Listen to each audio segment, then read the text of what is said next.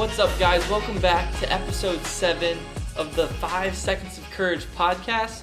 Buddy and I are super excited for the next episode. We hope you have been enjoying these. We've kind of enjoyed talking about it and just like challenging ourselves in making courageous decisions going forward. But today we're going to be talking about kind of the difference between encouraging and discouraging and kind of even breaking it up. Like courage is part of both those words. Yeah. And it's definitely something before this that I never really thought of. I never really thought of the courage concept in either encourage or discourage. And we're kind of going to unpack that today. Talk about how encouraging someone or discouraging someone or feeling encouraged versus discouraged can kind of transform how we make decisions going forward. And we're going to kind of talk about that today. Yeah, definitely. Like you said, we're really just working on hitting how to truly encourage someone and just spur them on instead of discouraging them and causing them not to succeed in whatever they are going for. Yeah. And so if you want to talk a little bit about the difference between encourage and discourage, and then we can move into how to do encouraging things. Yeah, for sure. Like our words have so much power. I think sometimes, like even the phrase, sticks and stones may break my bones, but words will never hurt me. Like that's cap.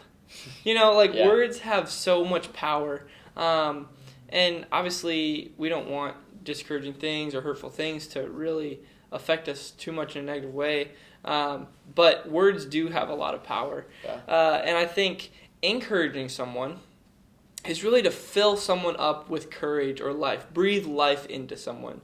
By recreating how they think and go about their life, you're breathing life into them and encouraging them, building up courage within them. And discouraging someone by talking bad about them or just saying negative things towards them or just discouraging them is to diminish the courage that they have in them.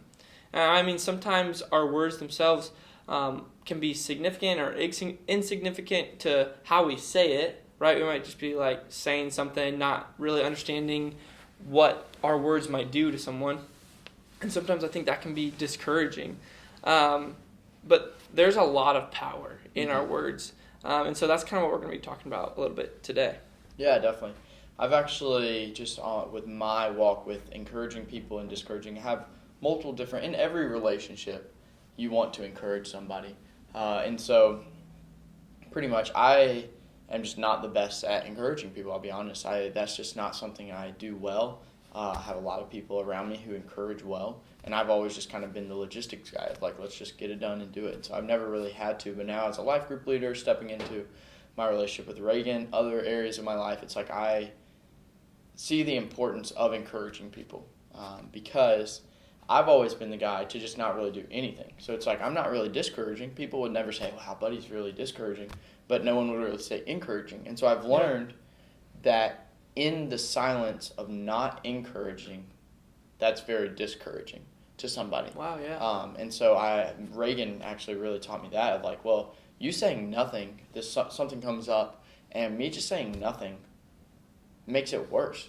It doesn't do anything, which ultimately shows the person who I'm trying to, having an interaction with. So it's like, okay, well, something happens between me and Joseph. He is really upset because X, Y, and Z happened today.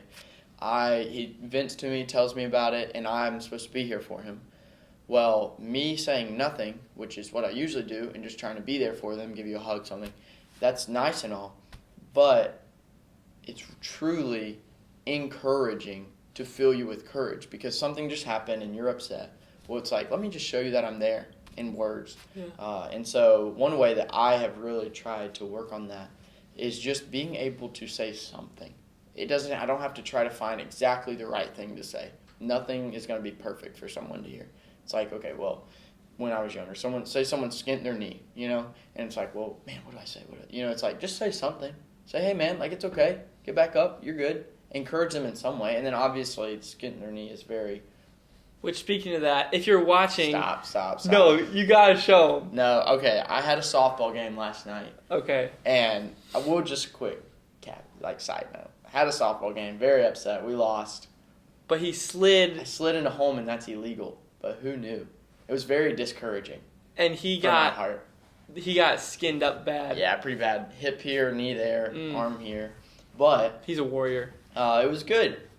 It was great. Quick, just encouragement. Yeah. After the game, we lost because of me, really. Because I slid into home plate, and so you can't do that.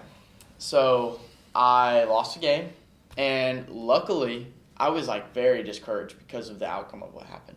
But I turn around to the bench, and they're like, dude, it's okay. And it was that's a very silly, small example. There are bigger things in life than an intramural softball game. But it is a good example of how to encourage someone. Which just, they were like, dude, it's good. Don't worry about it. It's just a game. They reminded me of the truth about who I am. That's you didn't know, you're fine. That doesn't define you. And so it was really discouraging that we lost, encouraging that I had a cool team, great girlfriend after, great friends. Ryan was there. Just to encourage me and say that was stupid of them to call me out. And Reagan's buddy's girlfriend. Yes. When he was saying Reagan. Sorry, that is my girlfriend. Yeah. Well, I think that's honestly a good example. And I like what you were saying with when you're not encouraging, sometimes that can be discouraging. And I hadn't really thought about that. I think sometimes we get a little worried, oh, I don't really want to say anything. That's kind of a touchy subject. Yeah. I don't want to get involved. But I think when you can say something or encourage someone, whether they're going through something big or small, if you can just even if you just send them a text hey, thinking about you, praying for you. Yeah. That can mean a lot, even if it's just super simple, something little. It's a lot bigger than not saying anything at all. Mm-hmm. And I actually, going off that, we were talking about encouraging people and speaking life into them with our words. But I think, too, and tell me if I'm wrong, but just your friends being at the softball game there was encouraging. Yeah, very. Just their presence. The support. Yeah. I love it. Yeah. Great fans out there. To all of you watching, I have great fans for softball games. The Buddy Fan Club. I like to call myself one of your fans. I would say you're one of the bigger ones. Let's you, go. My parents, Reagan, Ryan. Ryan always shows up to everything. Yes, Ryan's the guy behind the camera. Real quick, I just thought of this. Surround yourself with people who encourage you. I feel like that is easily said like that. Yeah. People tell you that all the time. But I just thought of that. I just mentioned a bunch of people's names, like my parents, Joseph, Ryan, my girlfriend. And it's man, I have awesome people around me that encourage me daily. It's surround yourself with those people. That's all. Very quick side note. But that just brings a lot of courage and life to my life by having these people filled with the Holy Spirit to just encourage me and just spur me on. And it talks about spurring one another on in Hebrews 10:24. Yeah. Of just man, spur one another on. Encourage people. That's what we're here as a community. And that's what we're trying to build, this culture of making courageous decisions and living boldly.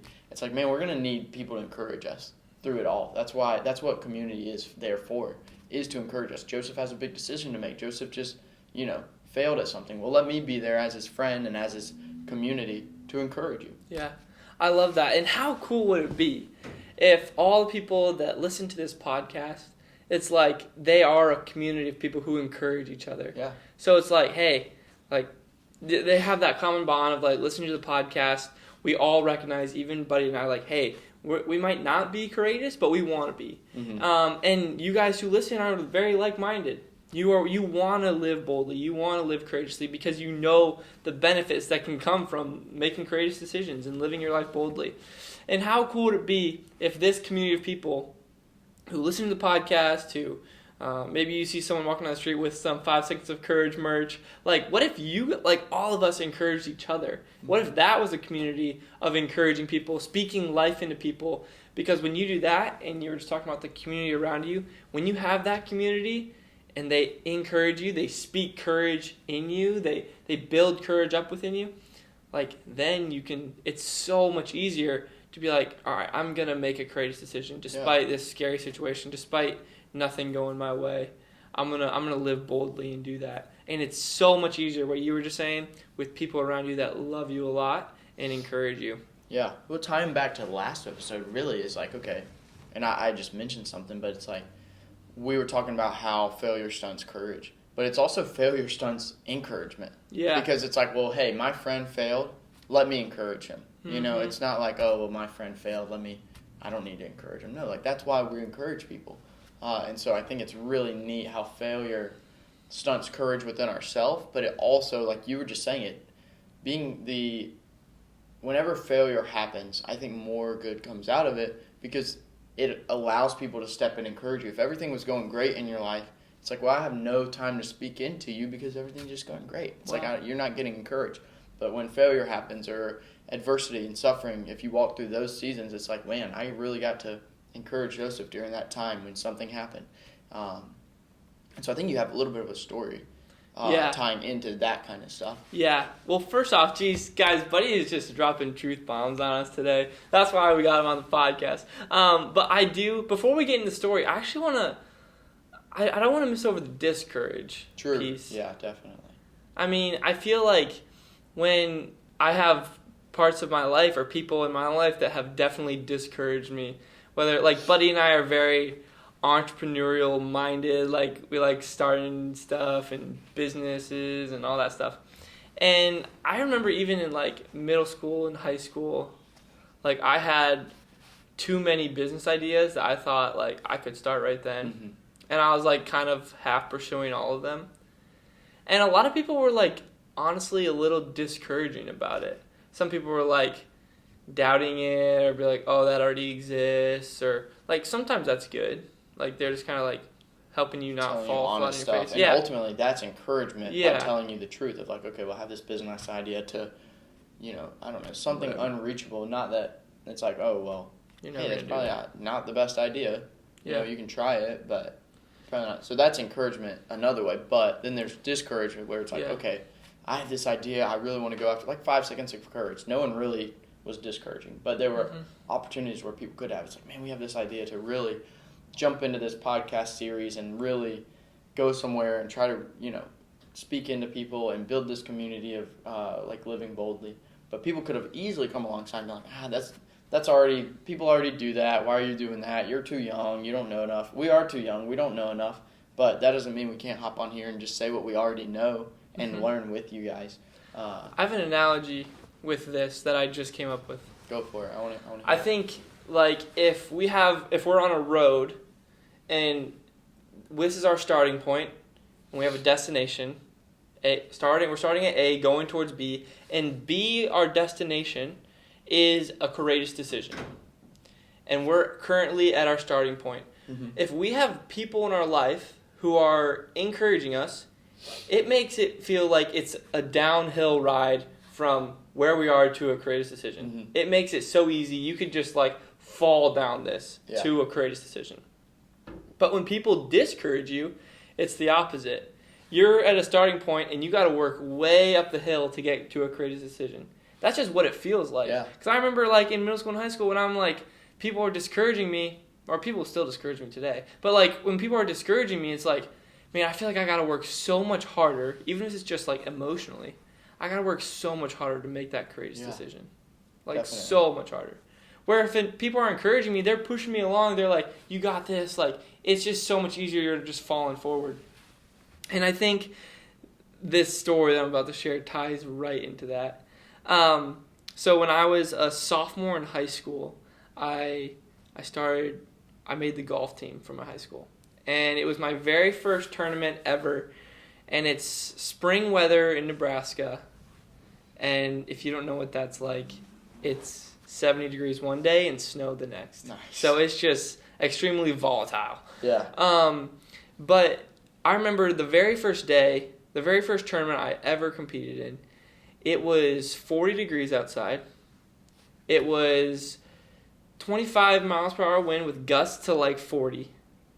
And it was pouring rain. Nice. And so it was so cold. The wind was howling. Your fingers are numb. You're just miserable. Like, nothing is good. And you bundle up as much as you can, but you're also trying to swing a golf club, so it's like, it just sucks. There's nothing good that happened that day. And I remember the whole time we're like, why haven't they canceled this? Like, it's raining bad. It's freezing. Nobody's having fun or, like, playing well. Like, no, who knows who's the best golfer here? Because it's just who can endure the pain the best. And so, now as I say all of that, I remember one of my mentors. His name is Jamie Hunt, and he showed up. And right before I went out to the first hole, I saw him there, and I was like, "What are you doing here?" I didn't expect him to be there. He's like, "I'm just here to watch you and support you, bro."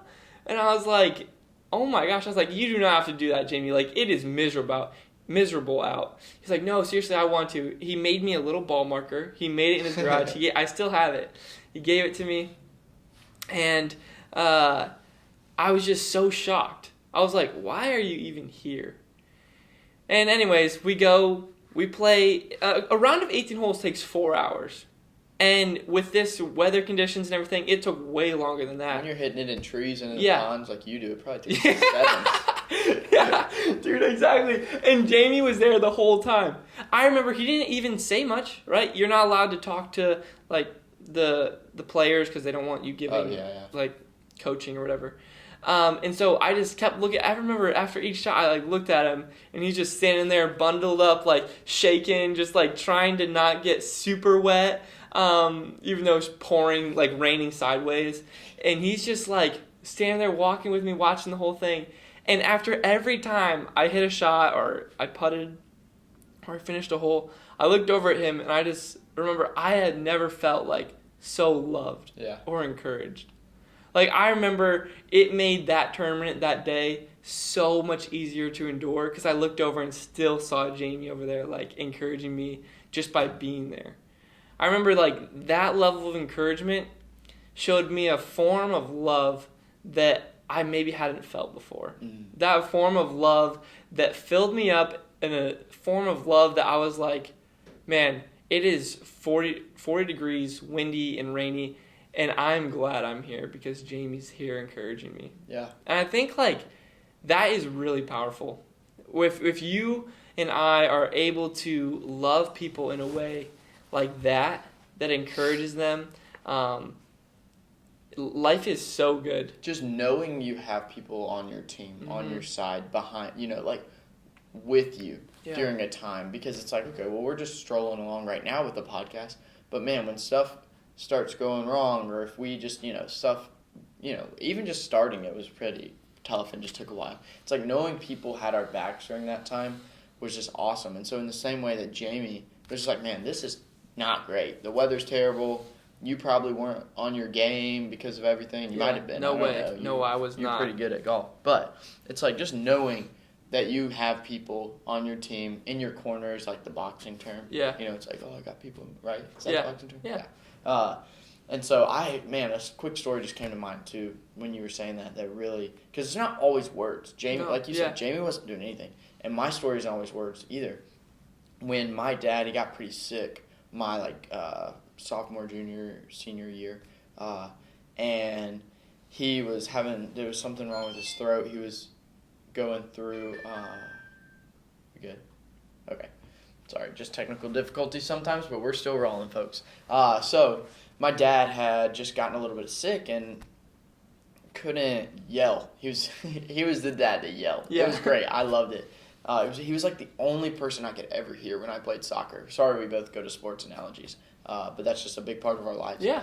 And so he was just yelling, and he was the only person I could ever hear. Like, the fans could be yelling as much. Like, you could hear, like, we had video, and you could, like, hear him over everybody. But, like, that was the only noise that was going in my ears during games, like, even over the coaches sometimes. And so he was super encouraging all the time.